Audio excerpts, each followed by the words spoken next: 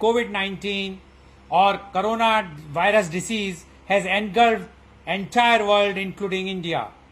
Today we have Dr. Deven with us, who is the professor of surgery, head and neck at AJ Medical College. Welcome Dr. Deven on this show, which is specially about News Karnataka, V4 News, Global TV and Organ Donation India Foundation. My first question to you, Doctor, what is your opinion and how you think, how you going to treat, or you have any protocol to treat this COVID-19 patients? Please explain to our viewers. Sir, thank you very much for this kind honor. It is indeed so distressing for us to see how many people are dying across the world. Now, I will give a brief overview of this entire thing. Looking at the way the virus is and how any virus is, what does a virus do? The moment it gets a chance, it jumps to a human and starts to replicate. Now, what will a human do is it will initiate the initial defense processes of viral immunity. When the body realizes that it is not having the requisite capacity, what can the body do? It can arrest viral replication by increasing the body temperature. Now this happens few days, 1 or 2 days after the virus has gained access to the body. Now what should we as humans do?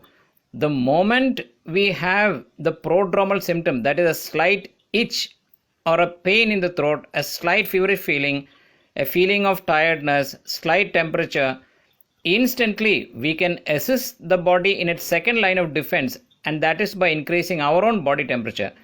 If you observe, when animals become sick, what do? They straight go and sit in bright hot sunlight, thereby increasing their body temperature. How can we do that?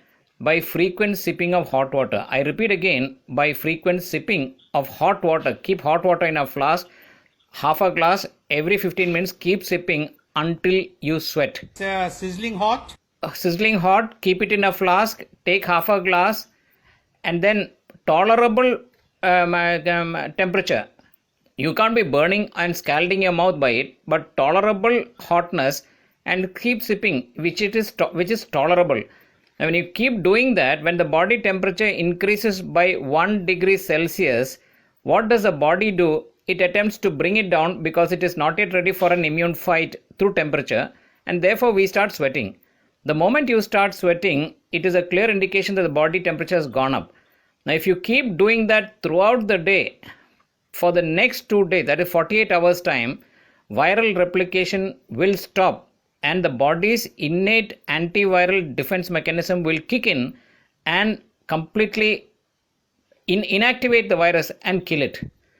That is how it should be. Suppose I am doing exercise, I am sweating, and definitely the body temperature will increase. Whether it will also be effective? No, that will not help.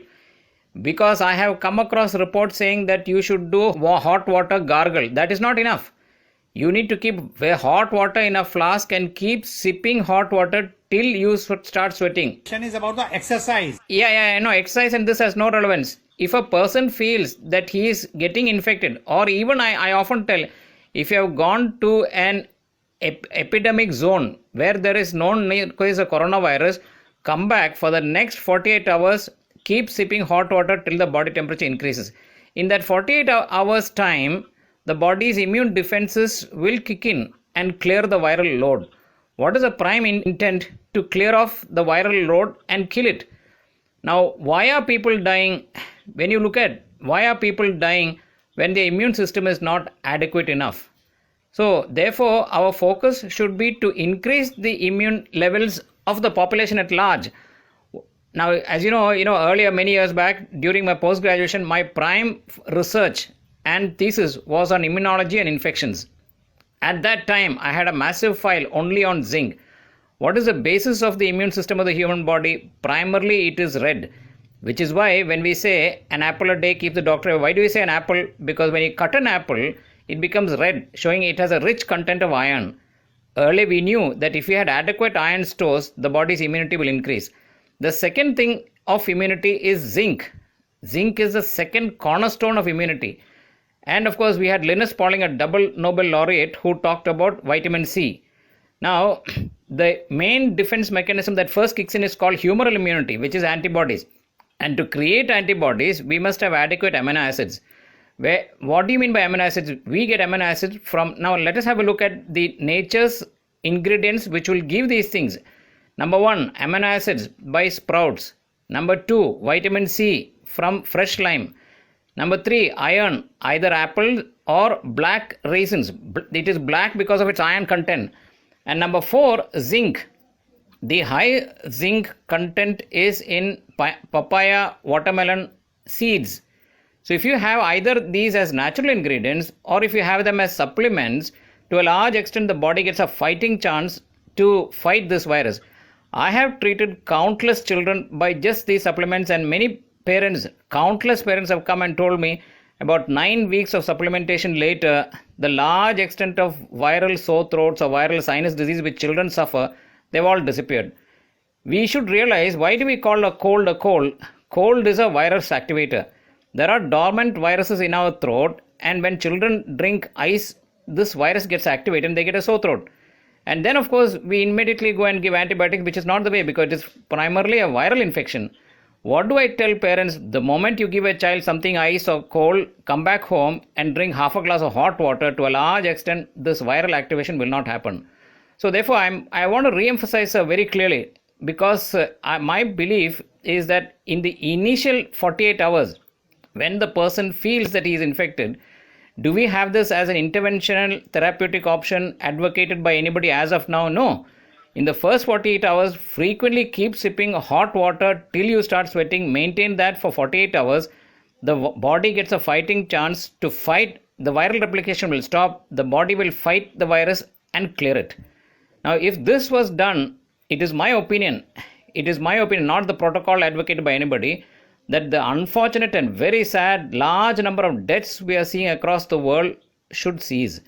And second, we should have a clear focus on increasing immunity. Do we have immune enhancement program at all? We don't.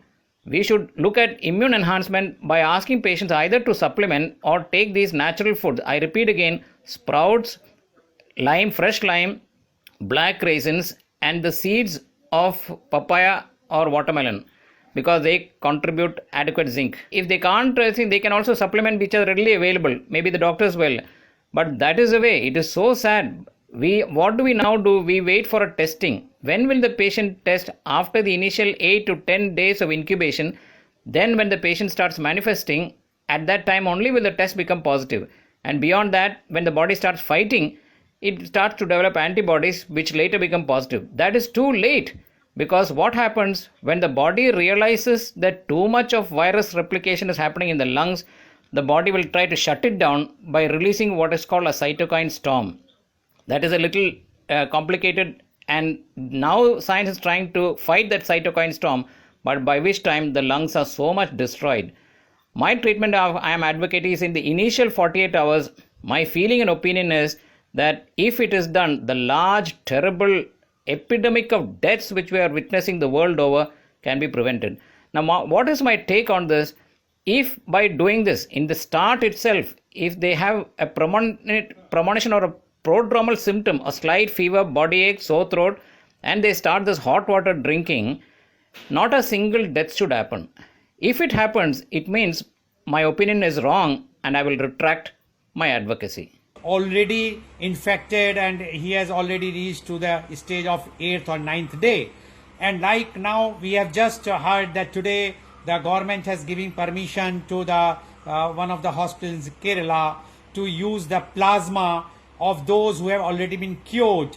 What is your take about that? So it again reverts to what I had earlier advocated. Why do we take the plasma of patients who are cured? Why are they getting cured? Because their immune system is good. Today we feel that who are the ones who are most susceptible?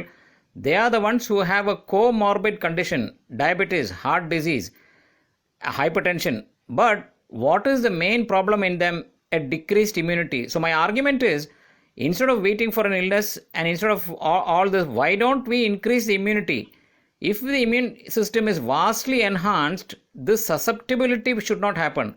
So now what are we doing now? A patient who has recovered means he's got a good immune system, and we take the blood of that patient, if provided, if it is compatible, then we, or the serum, and then we inject into those who are suffering. That is a good idea, but by the time it is too late actually, and only God can help. I wish that by the divine's intervention, patients will survive. Now, there have been patients who have been cured by this technique, I know. In 1890, when the diphtheria came, and at that time there were no antibiotics in the world, at that time these techniques were used and many patients were saved. What you say about that? That is true, because they are applying the same principle of an enhanced immunity. There are some people whose immune system is good, either because of their dietary pattern or they have looked into it, and therefore, as a consequence of enhanced immunity, they are able to fight it. Do you think that this therapy can be used prophylactic also for those who doesn't have any disease right now, but if they will be given this? I certainly will not advocate this as a prophylactic, because my advocacy will be only enhance the natural immune system of the human body by giving what the body requires to fight it. I repeat again, what are the natural ingredients? Amino acids, iron, vitamin C, zinc. If a person has adequate of this, his natural immunity will be far superior instead of devolving back to this plasma therapy. No, I will not agree with that as a prophylactic. But for the treatment, let's see, because it is going to start from today, hopefully, and let's see what will be the results, because because we have had patients who have recovered. It is logical, because we have taken the serum of a patient who has recovered, which means he's got a good immune system, and giving it to patients who do not have the requisite immune system. So perhaps because many patients have recovered by this, maybe they will respond. Now, there is one take I would like to clarify, because there's a huge phenomenon of hydroxychloroquine. Everywhere, hydroxychloroquine is been advocating, and why we are not taking this as a prophylactic or for the treatment. What is your take about this? So the thing is, I was the first one who read the original report by that eminent immunologist Rauf in south of France.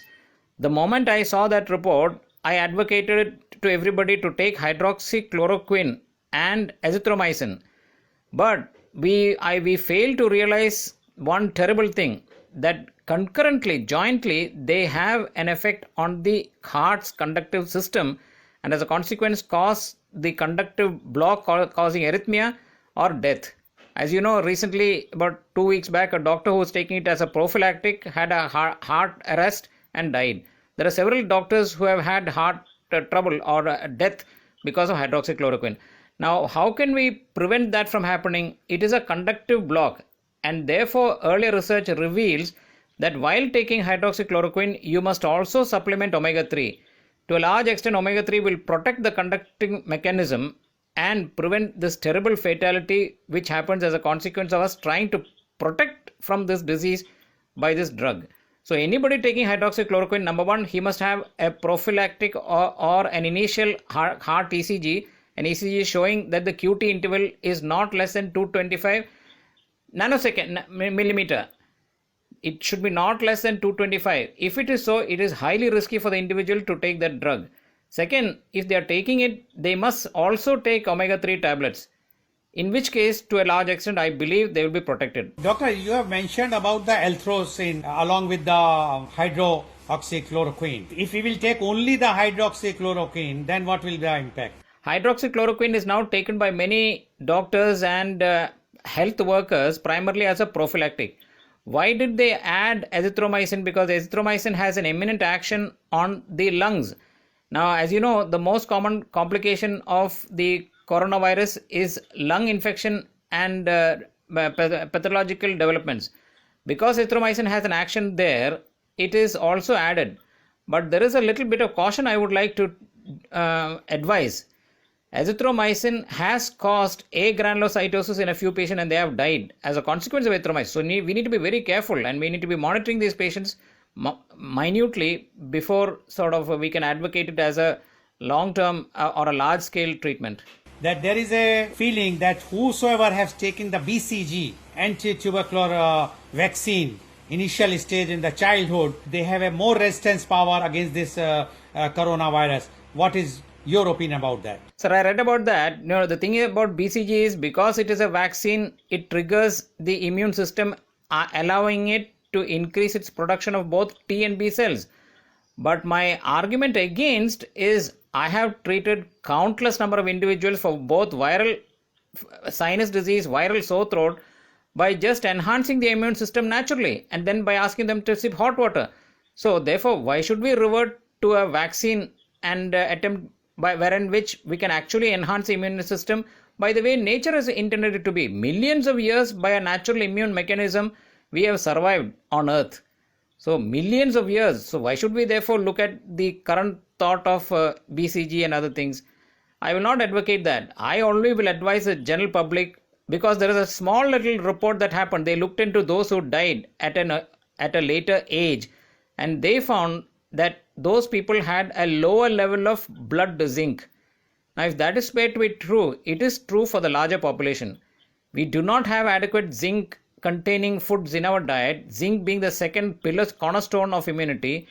This is what we should do, and we should not advocate BCG and other things. No. So according to you, to increase the immunity, we should have a zinc tablet or something like that? Iron, which comes from black raisins or black dates. Vitamin C, that comes from fresh lime. Amino acids, that come from sprouted grains. And zinc, which is found to be rich in papaya, watermelon seeds. Okay. So according to you, it's all natural thing which Yes. can increase our immunity. Correct? Yes. Today, Dr. Deven clarified the doubts about coronavirus, and you have mentioned that instead of going for such type of treatments, what is prevailing right now, why not a very simple thing? If we will increase our immunity by taking those things which are naturally available, one can have, and at initial stage you feel that you have a sore throat or slight temperature, increase the body temperature by sipping the hot water, and otherwise increase intake of omega-3 by natural things like what you have already explained. One can survive in this present scenario. Thank you very much, Dr. Deven, for coming on this show, which was brought especially by News Karnataka, V4 News, Global TV, and Organ Donation India Foundation. Thank you very The much. thing is, if by this talk and your wonderful questions and my responses, if we can avoid the terrible deaths that are happening around the world, we will be blessed. That's what our aim is. Thank you very much, Doctor, for giving your... Thank you so much. Thank you very much.